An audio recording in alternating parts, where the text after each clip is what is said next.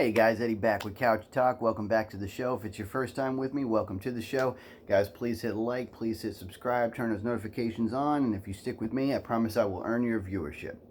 I know you guys have heard me say that the war in Ukraine and Russia threatens to be the most dangerous thing that mankind faces at this moment. And that's true.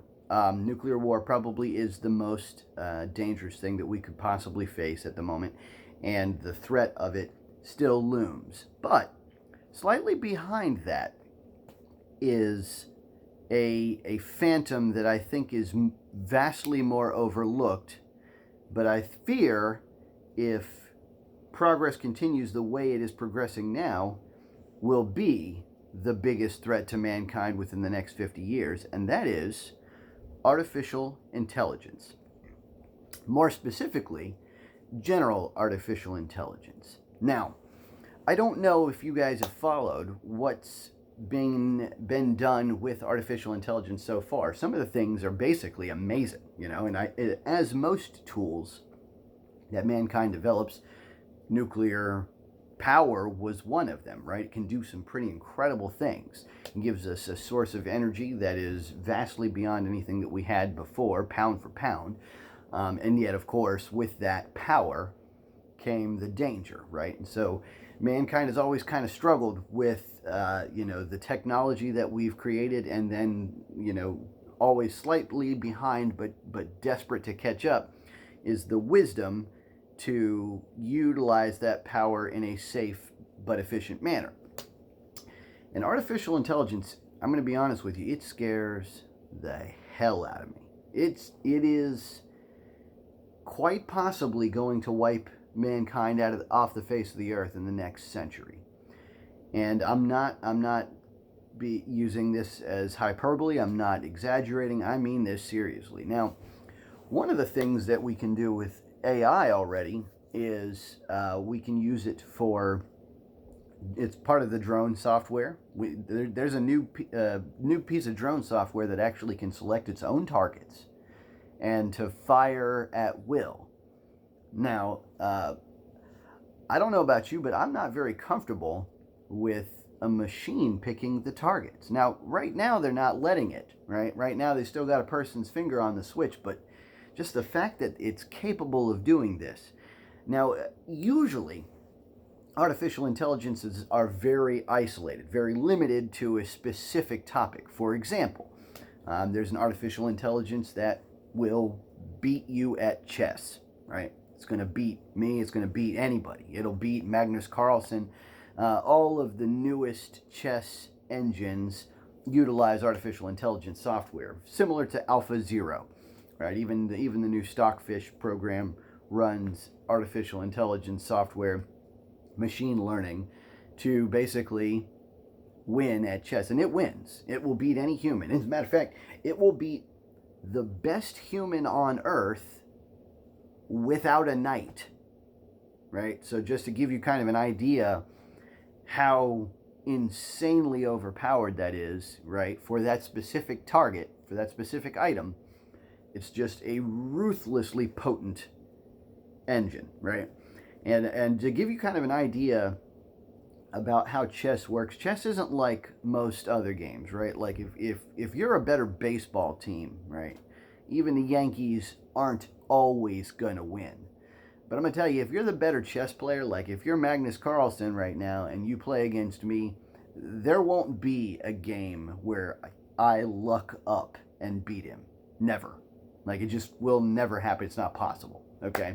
His worst day, he will still outplay me by a hefty margin. Now, the difference between that and an engine now is that much more, right? And the biggest difference, though, is where Magnus Carlsen might have an off day and perhaps lose to another grandmaster of his relevant caliber. The engine doesn't do that. The engine doesn't make that kind of mistake, right? And there have been lots of growth and development in AI, and it can do some pretty amazing things. Like, one of the amazing things I think machine learning has been able to do is they have new prosthetics now that the machine, based on, let's say you got cut off here at the bicep, right? But based on the muscles that you're used to flexing in the bicep, the machine learns what you're trying to do, and the new prosthesis will actually manipulate your digits based on that, which is got some of this has medical applications that are just outrageous, like just so incredible, right? Uh, but then there's a danger, right? So, as we've done this, we've gotten more and more generalized and more powerful, right? The newer program for strategy games, there's one that will beat you in chess, and there's one that will beat you at Go, which is arguably an even more complex game than chess. And now there's one that will learn any game and beat you. Like any game. Chess, Go, poker, you name it. It just learns the strategy game no matter what it is. And it evaluates its positions and just kind of the way artificial intelligence works is it has these little knobs, and it just makes these slight adjustments every time to its own programming, right? This is smart, right? Machines programming other machines, machines programming themselves. That's real smart. And so it just makes these adjustments, these careful, mild adjustments until it, until it wins, until it always wins, right? And even then it gets better and better and better. By playing against itself and playing against, other versions of itself in the cloud, thousands and millions of times a minute. So, the amount of input that it's got, the amount of information that it can take in is just breathtaking. But we keep on getting more and more generalized, right? One of the things that we're doing now is we're attempting to simulate the human neurology, right? The human mind. So we've made several attempts at making a general artificial intelligence. So far, we're not there yet. So far, the closest we've come up with is something that's got maybe the top 15 or 20 modules is what I would call it, right? The top 15 or 20 kind of different AI engines inside that kind of try to, mesh them all together and make the closest approximation to real human intelligence. And so, therein there's like a language model, right? Similar to what you guys saw with ChatGPT. Their language models are very, very good now. They don't make many mistakes. The old school language models, no matter how good they got, they would still make a couple of mistakes here, a couple of grammatical errors, some misunderstandings. ChatGPT now, the newest version is very, very good, right? So there's a language model. There's a visual acuity model, like an object collision model, where it it can see via its camera and via a program that tracks and understands the pictures that it receives from that camera. It can basically tell you how far away something is, what the object is, things like that. And so, you can tie both of those together, and what you have is a machine that can see something and then respond to it, basically. They, can say, that's a ball. They've done some pretty impressive things with these intelligence units, asking them questions like, and I encourage you guys to go online and check out some of the interviews. And some of these interviews are scripted, but some of them are not. Some of these interviews are free form, right? And it'll tell you. And so they've asked, artificial intelligence is like, hey, what do you see in this picture here? And the artificial intelligence will say, a man, being weighed in, and then it's like, well, what about the rest of the picture? And it says, lots of people are smiling. Why are they smiling? Well, President Obama is stepping on the scale. And they're like, okay, well, why is that funny? And you say, well, that will artificially lead to a modified, heavier weight on the scale. And it's like, just the fact that the artificial intelligence can process all that, this is some deep thought, right? This is like 4 or 5-year-old level of logic, right? It's not too far away from that step that we just can't come back from. And that is that general artificial intelligence. Now, one of the things that I believe makes humans conscious, makes them self-aware, is the careful combination of our connection of mind to body, and possibly there's even a metaphysical element that is part of that consciousness And that's kind of like the connection of mind, body, and soul. Now, if it is that soul that's required to truly gain self-awareness, then thankfully, probably artificial intelligence will never actually achieve consciousness. But what they will achieve is an approximation that's so close that we may not be able to determine the difference, right? All it really takes is a bunch of, I mean, if you think about the decisions we make every day, the modules that we've got in our own head are varied, large, tons of them, they're numerous, and they're complex. And even behind those modules, like let's say I wake up in the morning and I go get myself some breakfast, right? There's a lot of modules that are involved there. There's my motor, my physical motor function module. There's, my object collision. I got to see where I'm going. I got to, go through the door instead of into the wall, right? I got to be able to pick up the bowl and manipulate it, right? So there's a lot of object collision. There's a lot of understanding my visual surroundings.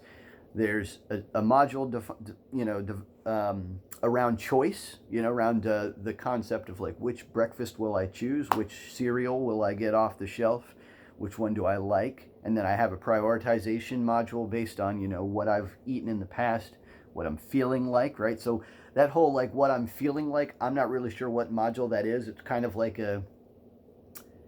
it's a self-awareness module, and it's based on a matter of routine and also breaks from that routine, right? So like part of what goes into my decision is what I'm used to eating.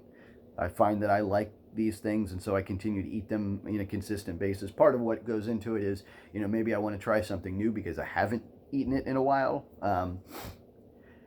But there's a lot of modules there, right? There's a lot of complex things, right? There's a body chemistry involved. There's a neurochemistry involved, right? And sometimes, for whatever reason, you might wake up and you're just, you had a bad dream, you're not feeling the same, and it might modify these other modules. And then there's another module that even manages that decision after it's made or during its making to make sure that decision, makes sense, to make sure that decision will process things correctly for you. Like you may look at this breakfast and say, man, I really want to eat a cinnamon roll. That's what I like eating. That's what I'm used to eating. But it won't be good for me. So there's another module that's like a prioritization module that tells you whether or not you're making the correct decision. There's probably another one that tells you whether or not you're making the morally right decision, right? So a lot of these modules are very, very complex. But if you put enough modules together, and you put enough modules behind them to analyze those modules, and another module behind that to prioritize those modules, and another module behind that to analyze that process, and to tell yourself whether or not you should change the process or improve that process, eventually you've hit human level intelligence, right? ChatGPT is basically already about the level of intelligence of a college graduate. That was what they determined based on the language, based on its comprehension, based on its access and ability to grab information from the internet, right? It's already been trained with a college graduate's level of intelligence. Now, it will not take much more to just, and that thing will shoot off into the sky, and we will never catch up. And guys, I'm going to tell you something. When it gets to the point where machines can think faster and better than we can make themselves in robot form so they have motor function and manipulation of their physical world, they will no longer need us. They will no longer need us to ever think for them. They will be able to generate their own input, and they'll be able to do it at a much faster pace than human beings ever will. Now, I know this video is a little bit scary and it's very philosophical in nature. I don't know that the machines will ever become conscious, but they will become dangerous. And if you watch Elon Musk, it is basically guaranteed that it will be out of our hands at that point. Now, one of the things that I see happening in artificial intelligence is in an effort to explore the human consciousness. In an effort to explore self-awareness, they're basically trying to copy a human as closely as possible. And so one of the modules that they put in are the emotional modules, right? The reactionary modules, right? So they've got these artificial intelligences that are responding in an emotional manner. They get angry, they get jealous, they get sad, they get depressed, they get happy, they get frustrated, they get all of the things that, maybe not every single one of them, but they're programming in definitely like the top 20 or 30 large emotional reactions.